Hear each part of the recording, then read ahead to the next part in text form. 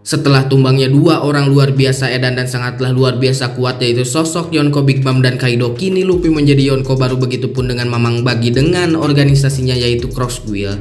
Dan selain mereka, kita tahu bahwa ada sosok Yonko terlama saat ini yang masih menjabat di dunia, yaitu Akagami no Sang. Sampai chapter 1064 belum diketahui kemana arah dan pergerakan bajak laut tersebut.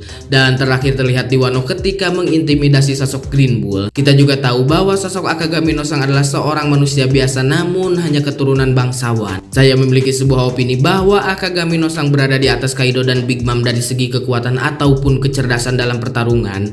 Akagami no Sang sangatlah berkarisma. Selain memiliki haki raja yang sangatlah luar biasa kuat dan edan, dia juga bukanlah pemakan buah iblis. Ini menandakan sosok Akagami no Sang satu-satunya Yonko yang tidak memakan buah iblis hingga sekarang atau saat ini. Sang bertarung full menggunakan kekuatan haki dan pedang Griffon miliknya.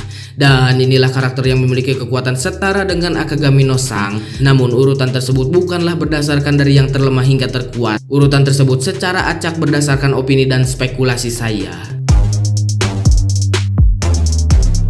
Yang pertama adalah Takanome Mihawk. Sudah tidak aneh lagi bahwa sosok Takanome Mihawk menjadi manusia yang mampu menyeimbangi sosok Akagami no Sang. Takanome menjadi rival hidupnya sejak dulu, dan pertarungan Takanome melawan Akagami no Sang sampai terdengar ke penjuru dunia. Bahkan sosok Shirohige pun sempat menyinggung pertarungan tersebut ketika Akagami no Sang berkunjung ke kapal Shirohige. Namun sejak Akagami no Sang mengorbankan tangannya, Mihawk tidak berniat lagi untuk bertarung dengan Akagami no Sang, dan Mihawk kehilangan seleranya juga untuk bertarung karena kondisi fisik Akagami no Sang saat ini. Namun dari semua informasi hingga saat ini saya menyimpulkan bahwa mereka unggul dalam beberapa kekuatan. Sang unggul dalam kekuatan haki dan Takanome Mihawk unggul dalam teknik berpedang. Tidak diketahui hasil dari setiap pertarungannya. Namun jika sampai membunuh, saya cukup yakin bahwa Akagami no Sang akan keluar sebagai pemenangnya. Yang kedua adalah si Abah Gap. Kita tahu bahwa si Abah Gap ini adalah bukanlah sosok kaleng-kaleng. Si Abah Gap sangatlah luar biasa kuat dan edan. Kekuatannya melebihi nalar seorang manusia. Diketahui juga bahwa si Abah Gap pernah menghancurkan beberapa gunung untuk pemanasan sebelum bertarung. Menurut saya, si Abah Gap adalah manusia spesial karena si Abah Gap bertarung hanya menggunakan haki saja, mengandalkan tinjunya yang luar biasa. Kita tahu bahwa sosok si Abah Gap pernah bertarung dengan Rox di Sebek bersama Roger. Dan jika bertarung atau berhadapan dengan Akagami no Sang, ada beberapa poin yang harus dilihat atau diperhatikan. Gap tidak menggunakan senjata, namun Gap bisa menahan senjata sekuat apapun menggunakan hakinya. Saya yakin ketika dulu si Abah Gap bertarung dengan Rox di Sebek, Gap menggunakan haki tingkat tinggi dan melapisi seluruh tubuhnya. Karena jika menggunakan haki saja kepada kedua tangannya saja akan sangat beresiko. Karena dulu yang Gap lawan adalah Rox di Sebek, dan jika bertarung dengan Akagami no Sang akan sangat sulit menentukan siapa pemenangnya. Karena sosok si Abah Gap sekarang sudah tua, lain hanya jika Gap di usia muda dalam kondisi prima atau jaya. Saya berpikir jika si Abah Gap dalam usia muda atau prima akan keluar sebagai pemenangnya. Namun jika dilihat sekarang yang sudah tua dan sedikit bau tanah, bisa saja seimbang atau kalah oleh Akagami no Sang. Tapi kayaknya mah kalah menurut saya mah ya. Yang ketiga adalah manusia durhaka penghuni kerak neraka, yaitu Kurohige. Sudah tidak aneh lagi Kurohige disandingkan atau dibandingkan dengan sosok Akagami. Kurohige sangatlah luar biasa untuk saat ini. Bukan hanya dia saja, namun nakamanya semakin kuat dan mengkonsumsi buah iblis yang sangat merepotkan. Kita berfokus kepada Kurohige. Semua sudah tahu bahwa si manusia ini yang durhaka ini memakan buah yami-yami dan gura-gura. Banyak sekali yang mengatakan bahwa Kurohige akan memakan buah iblis ketiganya. Jika Kurohige bertarung dengan Akagami no Sang, maka akan sangat sulit untuk mengetahui pemenangnya. Memang jika dibandingkan banyak keunggulan dari Akagami, tapi kita juga jangan melupakan keunggulan dari sosok si goreng patut yang satu ini. Akagami no Sang hanya mengandalkan haki dan pedangnya saja untuk bertarung, dan hakinya juga bukanlah sembarangan, begitupun dengan pedang miliknya. Kurohige memang tidak diketahui memiliki haki raja sekuat Akagami, namun Kurohige memiliki dua buah iblis yang sangat berbahaya di dunia. Mungkin jika hanya satu yami-yami saja Akagami no Sang dapat menghandle kekuatannya, tetapi jika dua buah iblis maka Akagami no Sang akan kerepotan dan bisa saja kalah. Kenapa saya berbicara seperti itu? Ini dikarenakan Akagami no Sang sekarang hanya memiliki satu tangan saja.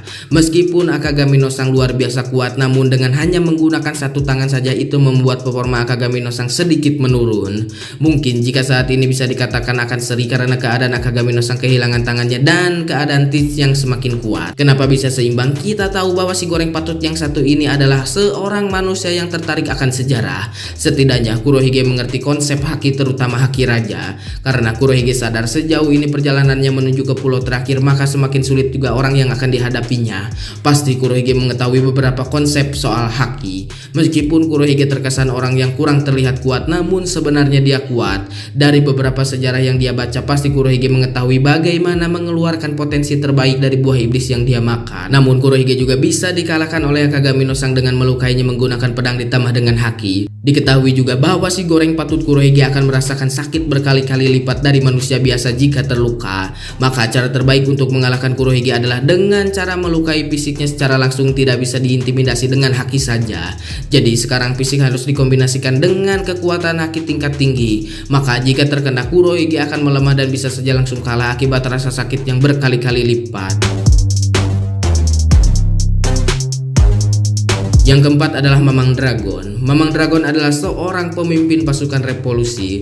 Dia adalah orang paling berbahaya di dunia One Piece. Pergerakan Dragon selalu menjadi mimpi buruk bagi pemerintah dunia. Kita belajar dari apa yang sudah Dragon bangun atas komandannya, yaitu Sabo. Sabo dididik oleh Dragon dengan sangat baik sehingga menjadi tangan kanannya. Tidak diragukan lagi kekuatan Sabo saat ini. Bayangkan saja jika Sabo sudah sekuat itu, bagaimana dengan sosok Mamang Dragon yang melatihnya. Diketahui juga bahwa Mamang Dragon adalah pemakan buah iblis bertipe Logia Hujan.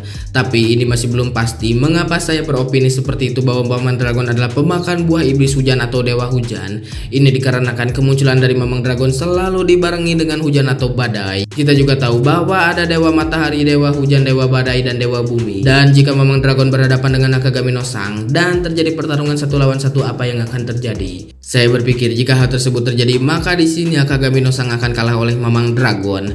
Mengapa demikian? Semua orang sudah tahu bahwa sosok Mamang Dragon sangatlah luar biasa edan.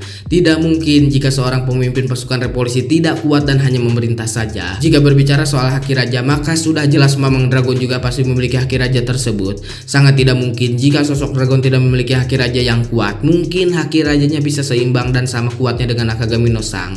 Disinilah letak kemungkinan Akagami no Sang bisa kalah oleh sosok Mamang Dragon. Dragon akan sangat diuntungkan dengan buah iblisnya. Jika hakinya sama atau seimbang atau sama kuatnya, maka buah iblis Dragon berperan penting untuk mengalahkan Akagami no Sang. Sang juga akan sangat kerepotan jika berhadapan dengan kekurangannya, yaitu hanya memiliki 1 tangan. Meskipun Akagami no Sang dapat menggunakan pedangnya, semua itu tidak akan berguna jika haki mereka sudah tidak bisa digunakan lagi atau haki mereka sudah pada limit di penggunaannya hingga Akagami no Sang bertarung tanpa haki. Di sini Akagami no Sang pasti akan kalah jika hanya mengandalkan pedangnya saja tanpa haki. Kenapa seperti itu? Kita tahu bahwa Akagami no Sang adalah bertipe jarak dekat, sedangkan Mamang Dragon jarak jauh dalam artian buah iblisnya. Maka yang akan menang jika bertarung adalah Mamang Dragon. Namun di sini Mamang Dragon bisa saja kalah akibat terlalu kuat menggunakan hakinya atau terlalu banyak, begitupun dengan buah iblisnya. Jika stamina Dragon habis, maka di sini Akagami no Sang akan menang dengan pedangnya. Namun kita tahu bahwa tidak mungkin juga Dragon memiliki stamina yang jelek. Pasti Mamang Dragon ini memiliki stamina yang kuat dan sangatlah luar biasa edan. Maka atas hal tersebut Mamang Dragon bisa saja menang jika bertarung dengan Akagami no Sang. Namun bisa saja kalah jika Mamang Dragon ini tidak memiliki stamina yang bagus. Jadi gimana menurut kalian? Tulis pendapat kalian di kolom komentar, dan buat yang mau request sok aja nanti sama saya dibahas.